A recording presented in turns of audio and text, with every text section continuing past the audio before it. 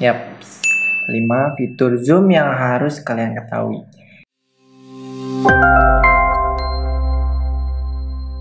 Halo ACMers, balik lagi di ACM Indonesia dan kali ini bersama gue Ilyas. Seperti biasa di segmen tips kita akan sharing seputar tips, tutorial, dan ya cara-cara yang bermanfaat buat kalian ya. Oke, kalian udah pasti tahu sekarang kita akan ngebahas apa. Yap, 5 fitur Zoom yang harus kalian ketahui. Nah, langsung aja deh kita bahas tutorialnya. Oke, yang pertama adalah enable waiting room. Oke, nah apa itu?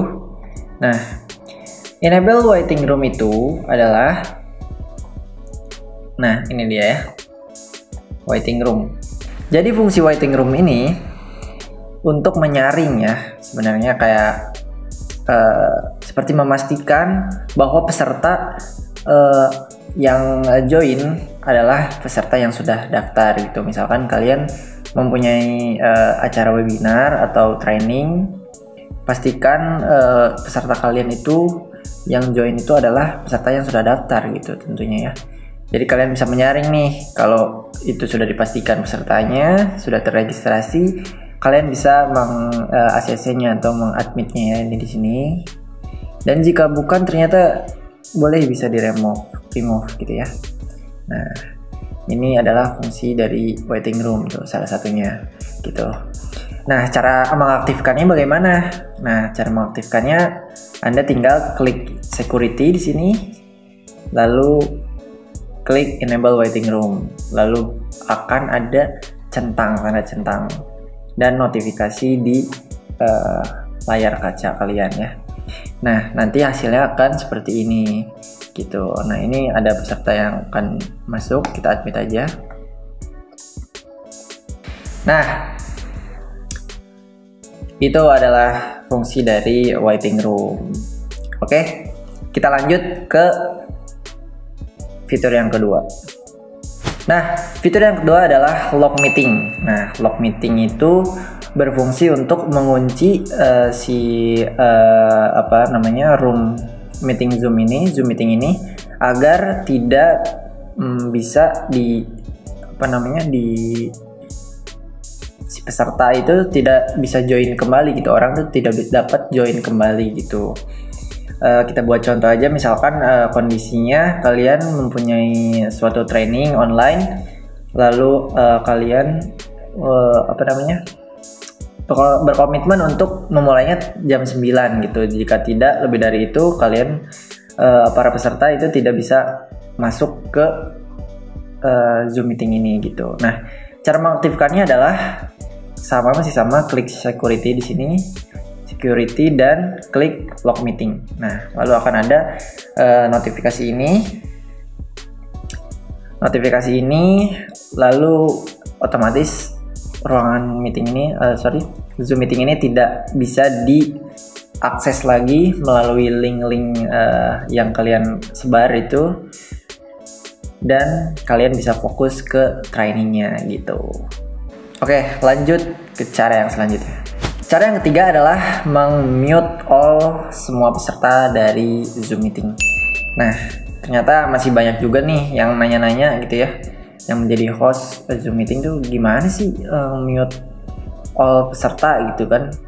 Karena mungkin pada kasusnya kalau webinar, mungkin kalau untuk para guru siswanya mungkin lupa mute gitu, jadi ada noising yang mengganggu kalian berbicara atau sedang menerangkan materi gitu ya.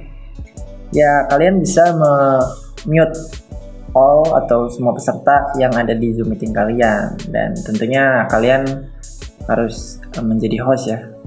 Nah, caranya adalah klik partisipan di sini. Nah, ini langsung ada tombol mute all di sini. Nah, gitu. Coba saya praktekkan ya. Teman-teman, coba tolong diaktifkan dulu speakernya, boleh?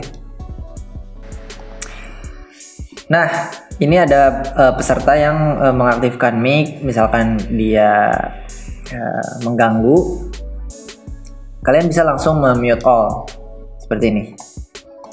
Yes, klik yes. Nah, otomatis mereka sudah di mute oleh kalian gitu ya. Jadi kalian bisa lebih fokus lagi untuk menerangkan materi atau ya berbicara gitu ya. Nah, seperti itu. Oke, lanjut ke cara yang selanjutnya. Cara yang keempat adalah share screen. Nah, mungkin kalian sudah tahu semua cara share screen itu ya kesini gitu, yang hijau ini gitu kan. Nah, tahu gak sih kalian bisa mempresentasikan dengan cara yang berbeda gitu. Kita coba, caranya adalah tentunya masih sama, klik share screen di sini. Lalu biasanya kalian pilih basic. Nah, kalau ini kalian bisa pilih advance. Nah, ini. Nah, akan tampil menu tampilan seperti ini. Dan kalian di sini pilih PowerPoint as virtual background. Kalian klik, lalu kalian klik share di sini dan cari PowerPoint, file PowerPoint yang kalian ingin presentasikan di Zoom meeting ini. Nah, misalkan saya pilih ini PowerPoint-nya, klik open dan hasilnya akan menjadi seperti ini. Nah, jadi kalian bedanya adalah tetap terlihat gitu ya. Jadi ada gambar kalian di presentasi ini. Dan kalian di sini bisa mengatur size-nya, ukurannya, lalu tata letaknya juga bisa di mana aja nih, tinggal di drag aja. Dan ini mungkin menjadi salah satu pilihan ya supaya kalian gak bosen aja gitu ya, kayak yang itu aja gitu. Mungkin ini bisa jadi salah satu pilihan, walaupun fiturnya masih beta, tapi ini cukup stabil ya, udah bisa dipakai dan kalian bisa presentasi gitu. Nah, gitu ya. Oke, lanjut ke cara selanjutnya. Nah, cara yang terakhir adalah breakout room. Nah, banyak banget nih yang nanyain cara breakout room tuh gimana sih? Karena memang nggak ada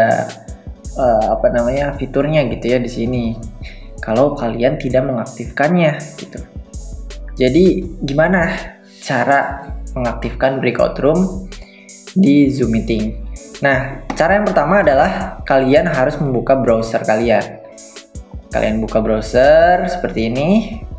Lalu kalian klik aja Zoom seperti ini, klik Zoom, cari Zoom dan kalian klik yang paling atas ini, nah, yang zoom.us. Nah, ini kalian klik seperti ini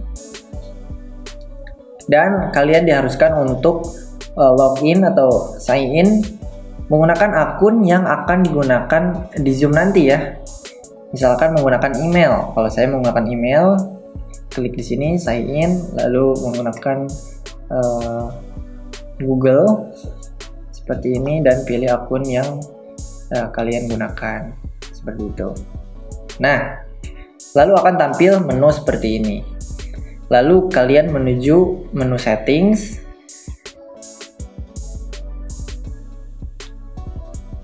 Dan klik in meeting advance. Nah, lalu cari breakout room. Yap, ini dia breakout room. Ini pastikan kalian mengaktifkannya. Ini. Ya, seperti ini. Jika sudah mengaktifkannya, maka di Zoom kalian otomatis akan muncul fitur breakout room di sini. Nah, yang ini ya. Jadi jika kalian tidak mengaktifkannya, si breakout room ini tidak akan muncul di Zoom meeting kalian gitu. Jadi harus diaktifkan dulu di website tadi gitu. Dan pastikan kalian memulai new meeting ya, karena kalau kalian masih sedang dalam meeting terus mengaktifkan Zoom meeting, breakout room meeting tadi di website, itu tidak akan langsung muncul. Itu harus bikin room baru ya, kayak soal di refresh gitu. Dan bagaimana cara menggunakannya? Nah, cara menggunakannya kalian tinggal klik aja pertama di breakout room ini. Nah, akan tampil menu seperti ini. Dan saya sarankan kalian pilih assign manually aja. Lalu tentukan jumlah kelompok atau jumlah room yang kalian ingin buat. Nah, misalkan saya akan buat 2 di sini dan klik create di sini. Yap.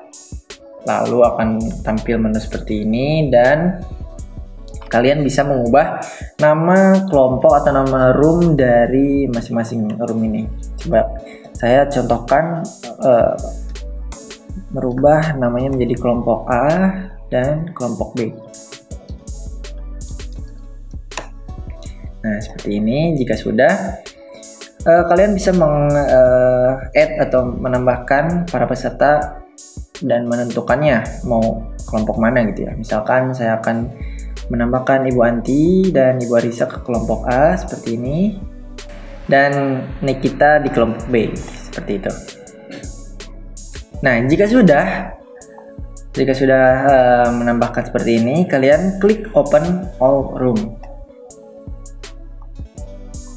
Yap. Nah, jika sudah, akan tampil notifikasi ini dan pastikan para peserta kalian itu mengklik join di komputernya masing-masing ya. Harus klik join. Nah, Ibu Anti sudah join, ini dia sudah mengklik notifikasi join di komputernya. Mungkin Mbak Arisa dan ini sudah juga. Nah, ini sudah join ke masing-masing grup gitu ya, masing-masing room. Nah, dan kalian ini tersisa kalian sendiri di room yang default tadi, yang awal gitu. Nah, jika sudah begini, kalian bisa berkeliling, istilahnya berkeliling room. Kalian bisa masuk ke masing-masing room dengan cara ini, klik join. Kita akan masuk ke kelompok A, join dan klik yes. Nah, seperti itu, lalu akan loading beberapa saat dan yap, saya sudah berada di room kelompok A gitu, seperti ini. Nah, untuk keluar dari room ini, kalian bisa klik leave room seperti ini. Nah, leave breakout room ya, pastikan jangan leave meeting, oke? Atau end meeting for all, nanti selesai meetingnya. Jadi pastikan dulu leave breakout room.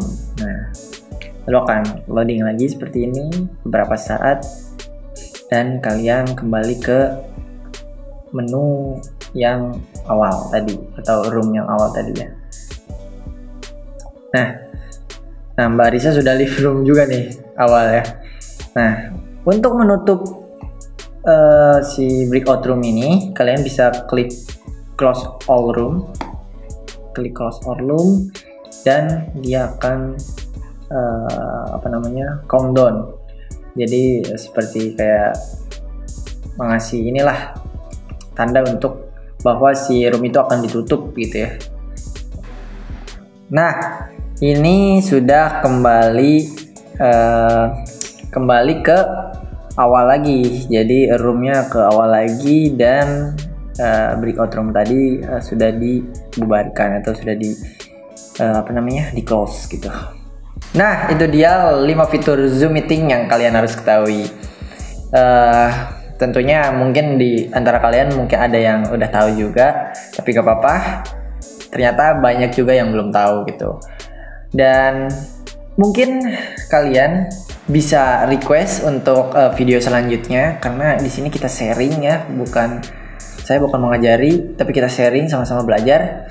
Dan kalian bebas, insya Allah kita akan buat videonya jika kalian request di komen di bawah ya. Gak apa-apa, misalkan kalian request kesulitan misalkan tentang printernya atau tentang laptopnya di kantor, mungkin ada kesulitan, silahkan komen aja. Sekian aja video kali ini. Terima kasih. Jangan lupa like, komen, dan subscribe. Dan sampai jumpa di video selanjutnya. Bye.